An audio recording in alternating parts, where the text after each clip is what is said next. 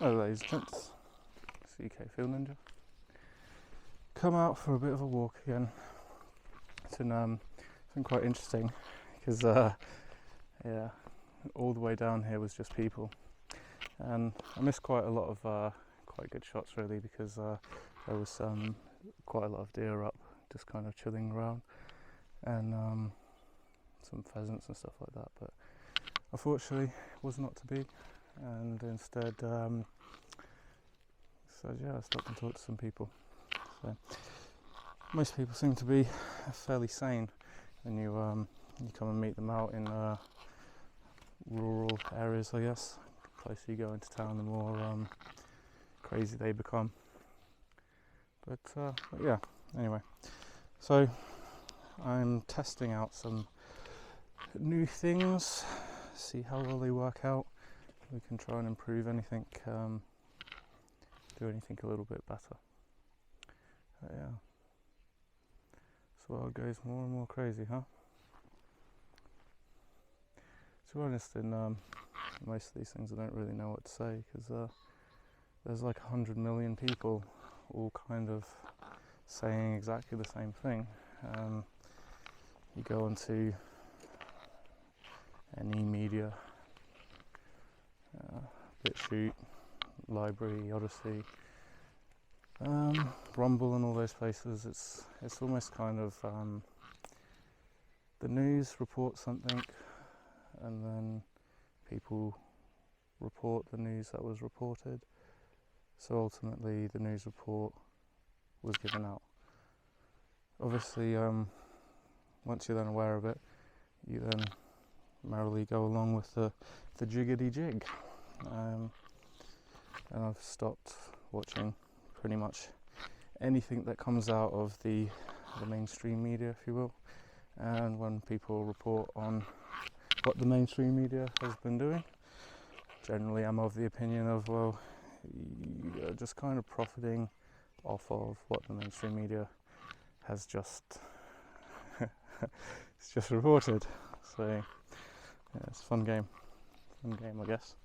But nonetheless, people still go along with that and carry on. I hear it and I see it, and I hope in some way to evade and walk around it, rather than getting tangled up in amongst all of it. We've been fairly successful so far. Like I said last time, no masks, none of this stuff. I've just not been doing any of it. I get obviously lots of dirty looks and so on and so forth, but to be honest, if you could actually see what I looked like, or if I showed you what I looked like, well, probably that's the reason why, mate.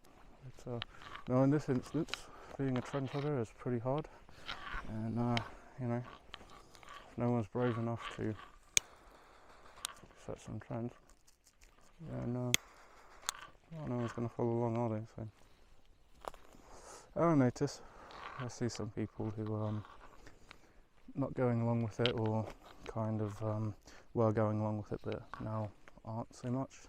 Maybe having a second thought about everything that's going on. But with most of this stuff, you know, you've got to make your own mind up. Ultimately, you were born alone. No one was born beside you, unless of course you were born with twins, but generally speaking you came out one at a time, and so too shall it be when we depart. We'll be on our own, so no one's going to be able to be there to help and give you the answers at that point.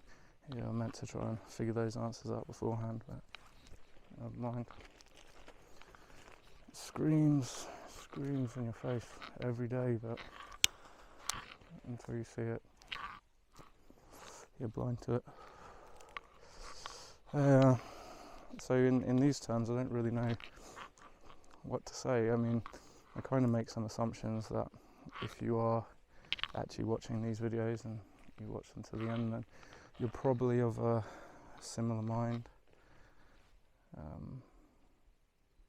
probably understanding some things. And basically what it was for me ultimately was the fact that, well,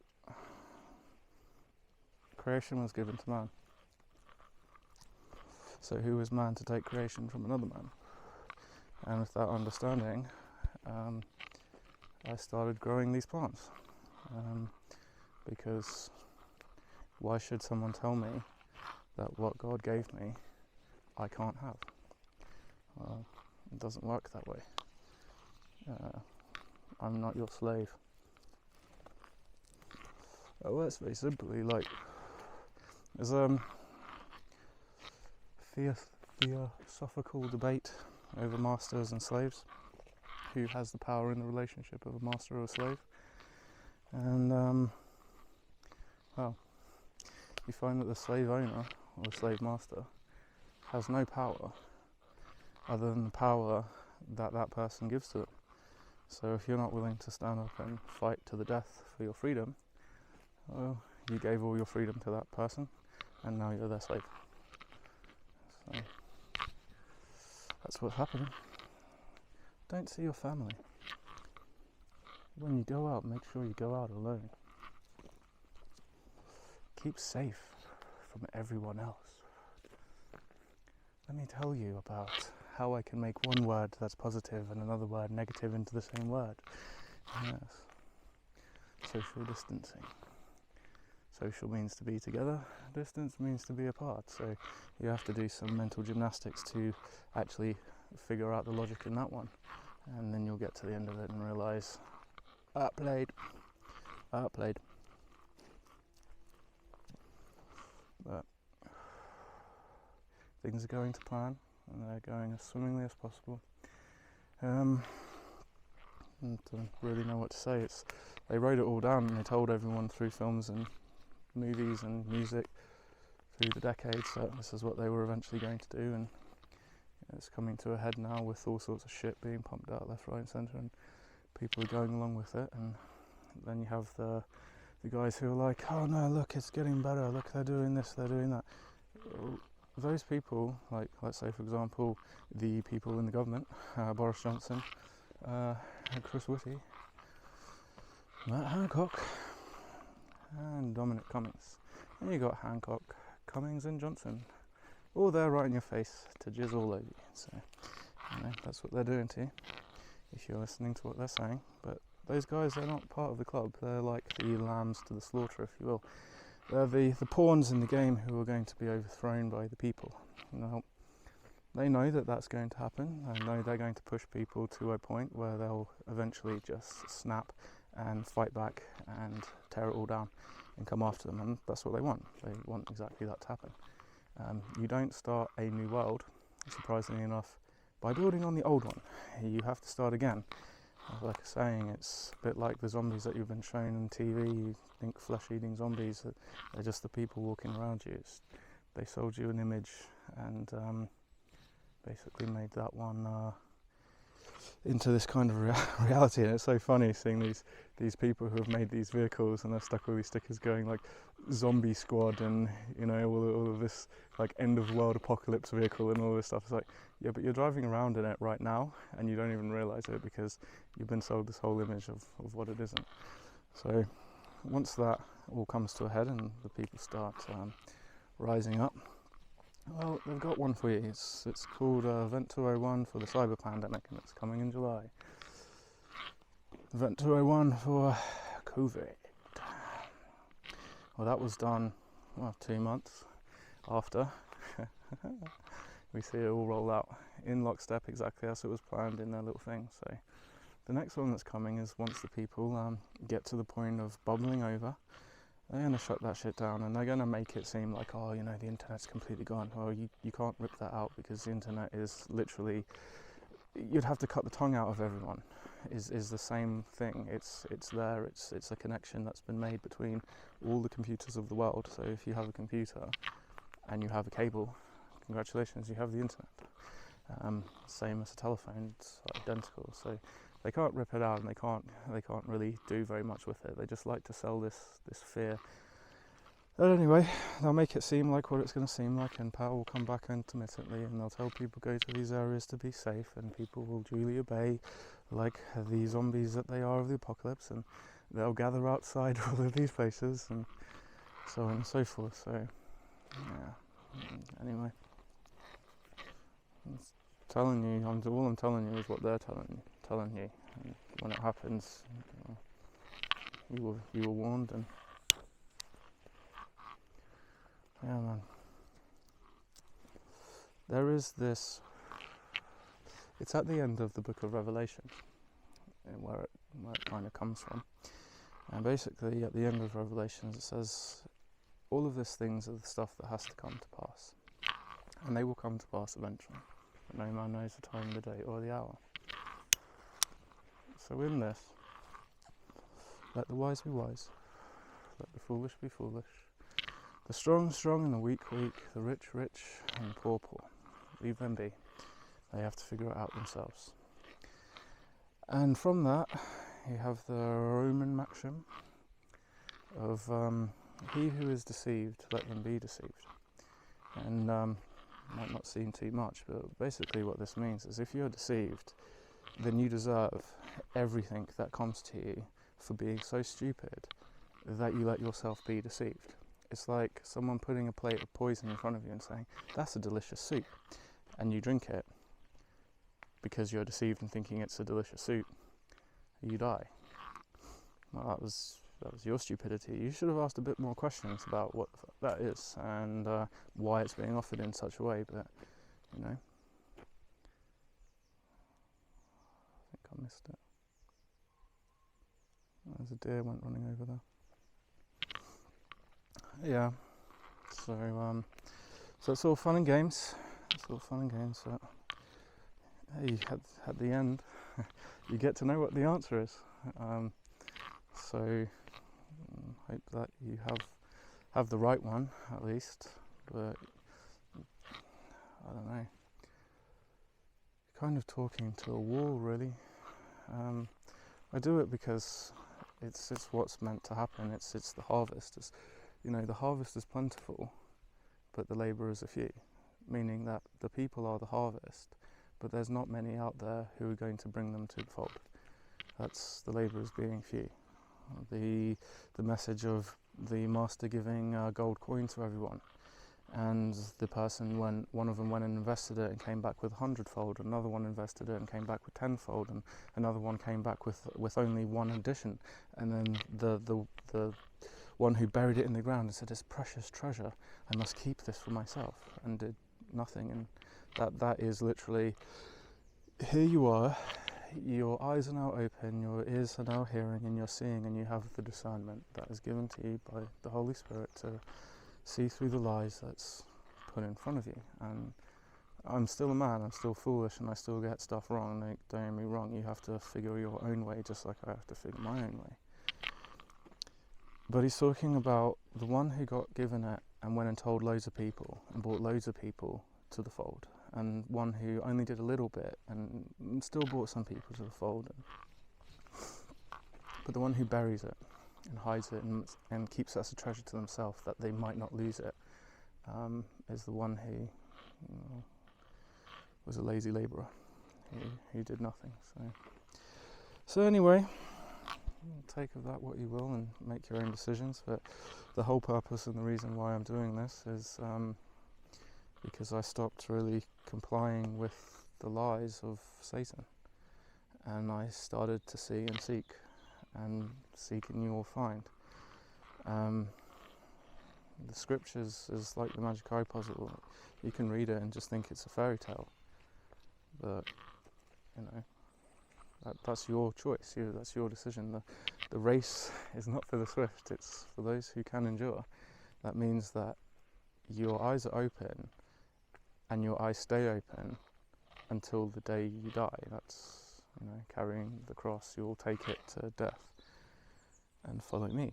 Not give in when times get good or times get bad. You start seeking more, and when it gets good you seek less. It's all written in there about all the people who have done these things, and as you read it you'll see. I mean, when I first read through the scriptures and I got to the end of it, I was like, what the hell is the church doing? This is what's in here, and what they do and what they talk about is absolutely nothing alike. Like, what is this? And I was like, I don't want to go to church. But it just kept pressing on me, you have to go, you have to go, you have to go. Not that I can go now, but I had to go and see, and I had to be baptised because this is all part of it. And in doing so, I went there and saw, and it's very pleasant, but ultimately you walk into a place like that and people judge you, but it's like they've been all twisted up in this weirdness, which it's like most people who believe this stuff, if you ask them, have they actually read it, they'll say, oh yeah, I have, but they won't have actually sat down and actually read it all and put it all together and seen. I mean, there's evidence, there's physical evidence that you can touch with your hands. It's there. The Creator's hand is there. There's a comment from UK Christian girl quite a while ago on one of the videos, and it's basically, a painting was painted by a painter. Just because you didn't see the painter paint it doesn't mean that a painter didn't paint it. A builder built a house. It means that there was someone there who built it. You don't know the builder and don't know any of his friends or anything to do with this builder, but do you deny that the building exists because you don't know the builder? It's the same exact thing. And the whole purpose of this is, you get a warning in life. This message will be told to everyone, and they will have to make ultimately their own decisions. But in the end, what it does to you is it makes you more loving and kind and caring, and you start to feel the pain of other people and want to ultimately help them rather than take from them. And it changes your inside from greed and selfishness to love and charity, basically. You stop hating people and you just look at them as another person, because you know that if you judge them, you will be judged in a likewise fashion, because they're evil. He's the judge. Vengeance belongs to him, and his vengeance is perfect. No one's going to disagree with their punishment. That's the great funniness of all of it, is once you are judged by the Almighty, you'll say, yeah, that's fair, I deserve that. Unlike here in manslaw, where you fight against it, no, this isn't injustice. You'll say, yes, that's exactly what I deserve, exactly that. Nothing more, nothing less, exactly what you've just punished me. And that could be some horrendous stuff, but you'll agree to it, because hey, I'm gonna die, my body's gonna pass away, but I'm gonna come back and I'm gonna stand up here again, and if I meet any of you along the way, and we're both stood together in that time, I'll say, hey, isn't it funny how this all worked out?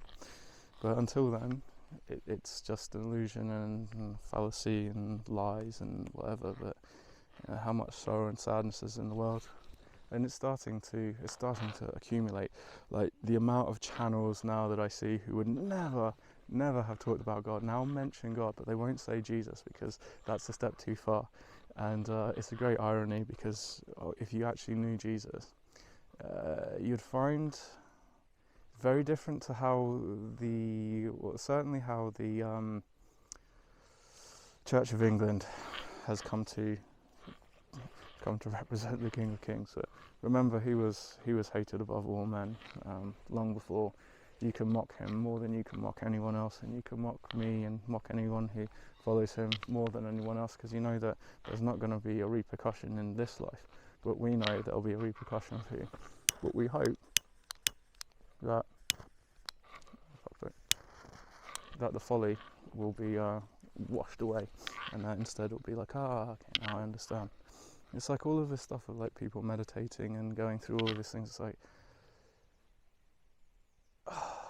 yes, that is exactly, God created all of these things in this way. Your chakras, all of this, that was all created in this way. How psychedelics work in your body, how THC works in your body. This is all designed by him. He did that. He made that and made it possible, and then gave it to us to have.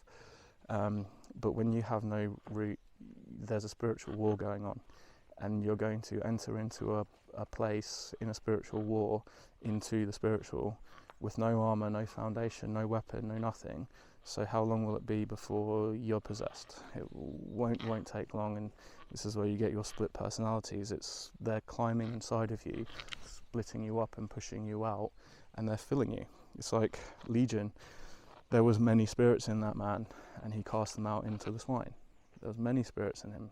That's what you would call, someone with a multiple personality syndrome. But this guy had thousands in him, and once he was out, he was him again, and was greatly thankful to be free of all of them being inside of him. So you engage in these spiritual things. There's no foundation. I wouldn't suggest it, but by all means, make your own choices in life and do whatever you want. I choose to follow God. I choose to follow His law and do His work, and hopefully help someone. Even one person is good enough. Even one. So we can try, and we'll carry on with being mocked and all the rest of it. So I've been told so many times, if you would just stop talking about this, your channel could be really big. Well, fame and fortune is not on the agenda here. This was never fame and fortune seeking. This was just me beginning to document growing plants, for in case I got in trouble and got caught, that I could say, well, this is actually my intention, and here's the law which says I'm allowed to do that. So yeah, I'm not selling it. I'm not. there's no financial gain here. It's not contributing at all to any form of criminal networks or any of these things. I'm literally growing it to use it for what God made it to be used for. And then I decided I can't just not say anything and remain silent like the one who buries the treasure in the ground and never reveals anything to anyone and keeps it to themselves rather than multiplying it. I don't want to be stood before the Almighty and say, yeah, I could have done more. So we try our best not to poke that bear, because that's a bear that you don't want to poke, because you're not going to win. Any stretch of the imagination. But, yeah, just rambling on, talking some fertilizer. But the new plants are coming along quite nicely. Been a few days. 90% of them popped up and are starting to show their true leaves. But I'll do a video once they're all up and I pop them up and put them out, and then I'll pop some more. I still haven't got the tool yet to show what I'm going to do, but I have some ideas. Some of the places where I've grown before, they've basically been in the middle of like kind of bracken patches, and it seems like the deer don't really like to go in there, where they completely annihilated the garden the first year when I didn't put fencing up. And I've never had problems in those areas with deer, because it seems to be like they just can't be asked to fight their way through it or whatever. The plants were fine. So I know a couple of like fairly decent sized bracken patches, and bracken really likes heavy sunlight to grow. So those patches where there's bracken, you'll see them in the clearings of woods, like massive bracken patches, because the sun's just able to pierce straight through, and because there'll be a clearing or whatever. The only downside to bracken is that as it gets to the end of the season, it collapses on itself, and it will expose an entire area and also crush your plants, because it's pretty heavy stuff. So you have to kind of get down before that happens, and almost like rope it off so it doesn't all just collapse down over all your garden if you grow it in the middle of it. But I don't know, as if anyone is considering like that type of grow, but I can't really, it's too obvious to, because I was thinking about it, if I came and planted up around the edges like I said last time, the deers more likely will just come and destroy it and eat it, and I'll end up with nothing. So I'd then have to fence it, and if I fence it, it's obvious to people that there's something that's there that's fenced. So it won't do that. We'll try a different thing. I mean, ultimately this is a learning curve. I'm not professional. Each year I learn something new or make some mistake and do something in whatever, and you know, I don't expect to be prize winner after like a couple of years. Like most people, if you were entering into a fruit and veg competition, the professionals who win the prizes have been doing it for like a fairly long time, or are just naturally gifted and green thumbed, and the plants just seem to love them and how they treat them. So yeah, there's some natural gift, and there is skill and ability in it. So